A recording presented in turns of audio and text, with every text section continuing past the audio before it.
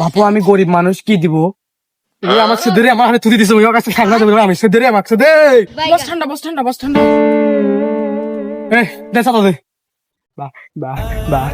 বাবু কিসে চান্দা বাবু? এই তুই জানিস না এই গোটা বাগান আমি এই লিচুর বাগান গোটা হাটটা গেলিছি 1 ঘন্টা আগে, তুই জানিস না? শালা লিচুর বাগান হাট ডে গেলিছে। হ্যাঁ এ লিবার তোর সাথে তো কোনো কথা নাই, চাঁদা দে।